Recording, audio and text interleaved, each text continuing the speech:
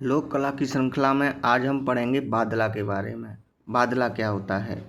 Zinc अथवा जस्ता धातु से निर्मित पानी रखने के बर्तन बादला कहलाते हैं। यह जोधपुर के प्रसिद्ध हैं। बादला कहाँ का प्रसिद्ध है? तो जोधपुर का प्रसिद्ध है। बादला निर्माण में कभी कभी चमड़े का भी उपयोग किया जाता है। बादला जो है राजस्थान में जोधपुर से सर्वाधिक इसका निर्यात गुजरात में होता है, जबकि विदेशी निर्यात इंग्लैंड देश में किया जाता है। क्या होता है बादला, उसके बारे में जानते हैं। यह जिंक व जस्ता दो धातुओं में से किसी भी एक धातु की एक बोतल होती है इस तरीके की, जो कि हम थर्मस बोलते। थर्मस अलग होता है, जो बोतल होती है वह बीच में से पोली होती है। इस तरह से बोतल पोली होगी। इस बीच के भाग में चमड़ा लगा देते हैं। इस बर्तन में जब भी कोई ठंडा पदार्थ भरते हैं या गर्म पदार्थ भर रखते हैं तो वो लंबे समय तक उसी स्थिति में बना रहता है। तो यह जो बादला है वह जोधपुर में ज़्यादा बनाया जाता है। इसका सबसे ज़्यादा निर्यात भारत में गुजरात में किया जाता है और गुजरात के अलावा इंग्लैंड में इसको बेचा जाता है। बादला कहाँ का प्रसिद्ध? जोधपुर का। अगली कला है बंधेज कला। बंधेज को इंग्लिश में जो है टाई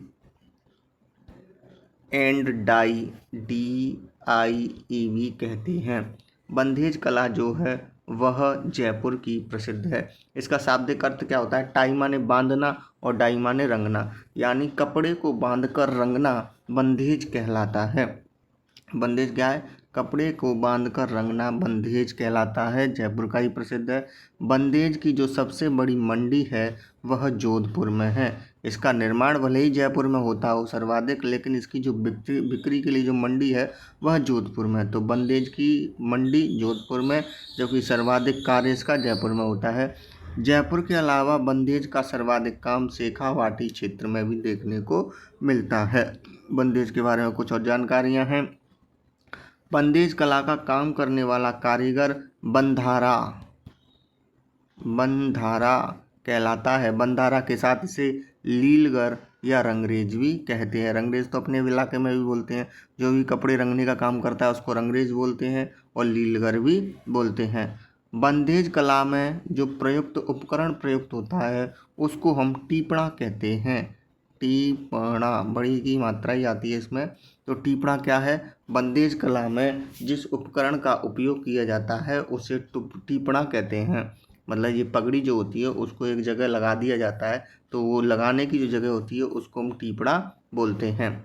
बंधेज की सबसे पहली जानकारी हमें कहाँ से मिलती है? तो हर्षचरित्र ग्रंथ से मिलती है। यह हर्षचरित्र ग्रंथ जो था वो बाणभट्ट के द्वारा लिखा गया था। हर्षचरित्र में हमको बंधेज की सबसे पहले जानकारी मिलती है। कई तरीके के बंधेज होते हैं, अब एक एक करके उनके बारे में पढ़ते हैं। तो शिकार अलंकरण बंधेज, ऐसी कपड़े जिन पर शिकार के चित्र बने हों वह हाड़ौती क्षेत्र में सर्वाधिक देखने के लिए मिलती है। जबकि बारीक काम की हुई बंधेज, बारीक बंधेज जिनको बोलते हैं, वह सवाई माधोपुर में देखने को मिलती है। अगर सीधा आ जाए बंधेज कहाँ की प्रसिद्ध है तो जयपुर। मंडी कहाँ है इसकी? तो जोधपुर। जोधपुर सॉरी। और शिकार अलंकरण बंधेज कहाँ है? हाड़ौती। और बारीक बंधेज कहाँ है? तो वह है सवाई माधोपुर। ठीक है, तो ये 4 सवाल हैं, इसमें से हमको याद रखने हैं। बंधेज कला के जो प्रसिद्ध कलाकार हैं वह हैं तैयब खान। तैयब खान को बंधेज कला में 2002 में इनको पद्मश्री भी दिया गया था। बंधेज के प्रमुख वस्त्र मतलब उसकी कई तरीके की डिजाइन होती हैं, उनके बारे में भी हमको पढ़ना पड़ेगा। तो पहली प्रकार जो है इनका वह है लहरिया। जो लहरिया बंधेज होता है वह जयपुर का प्रसिद्ध होता है। कैसा होता है लहरिया? एक कपड़ा होता है, कपड़े पर तिरछी लाइन होती हैं, 1 2 3 4 5, इस तरीके की जो तिरछी लाइन है उसको हम बोलते हैं लहरिया बंधेज। कहाँ का प्रसिद्ध है? जयपुर का है।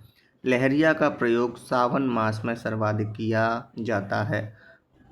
लहरिया में भी कई प्रकार होते हैं इनके बंधेजों के। तो पचरंगी लहरिया, ये 5 रंग की जो लाइनें होती हैं वह पचरंगी जो लहरिया है वह जयपुर का प्रसिद्ध है। यह पचरंगी जो लहरिया सर्वाधिक मांगलिक लहरिया माना जाता है, यानी सर्वाधिक मांगलिक अवसरों पर पहने जाने वाला जो लहरिया है वह कौन सा है? पचरंगी लहरिया है।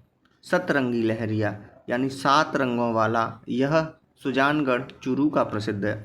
5 रंग का जयपुर था और 7 रंग का सुजानगढ़। ठीक है। एक आता है मोती लहरिया यानी लहरिया पर मोती लगे होते हैं, वह सीकर का प्रसिद्ध है।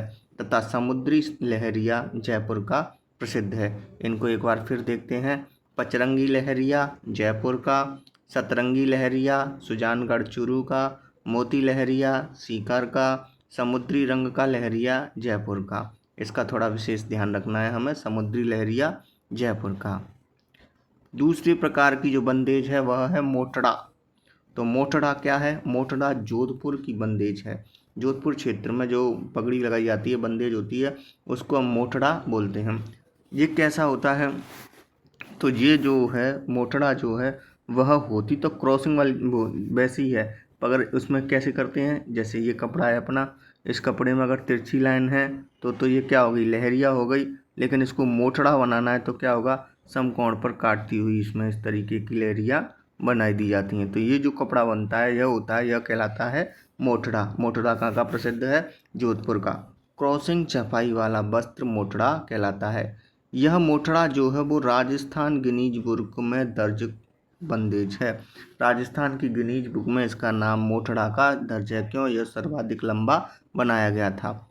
महिलाओं की ओढ़नी का एक प्रकार है मोटड़ा। विवाह के अवसर पर पुरुषों के द्वारा पहने जाने वाली पगड़ी भी मोटड़ा कपड़े की ही बनी होती है। अगला है धनक। धनक कैसा बंदेज है? धनक जो है बूंदी व जयपुर में प्रसिद्ध है। चौकोर बूंद की तिरछी लाइन। धनक कैसा होता है? वही फिर कपड़ा है अपना, इस कपड़े में तिरछी लाइन कैसे बनेंगी? चौकुटी बनेंगी। 1 2 3 इस तरीके से जो चौकुटी लाइन होती हैं तो वह बनती हैं, वह कहलाती है धनक।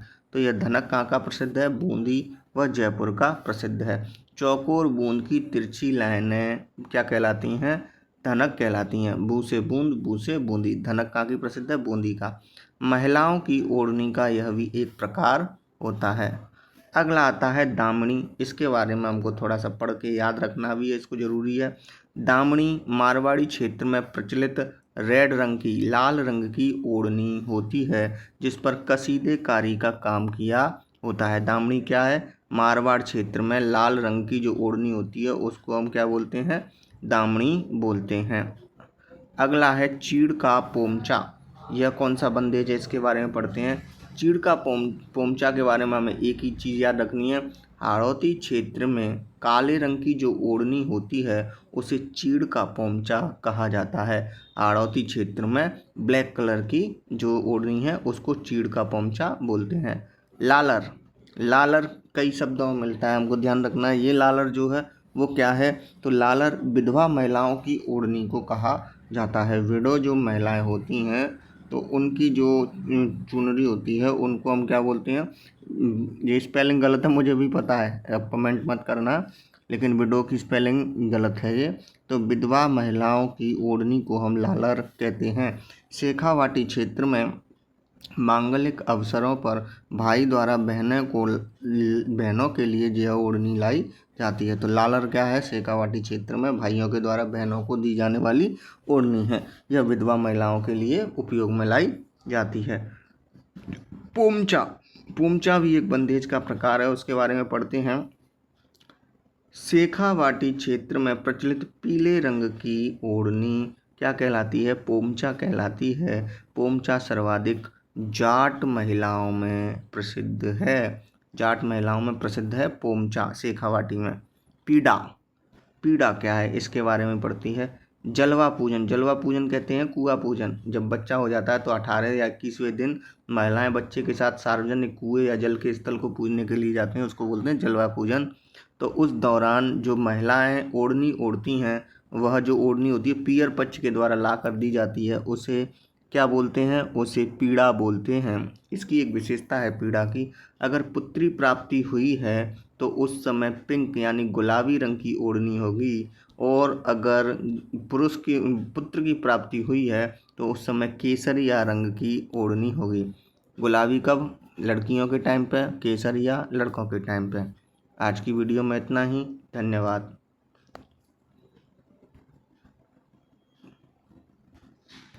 खराब हो जाता है।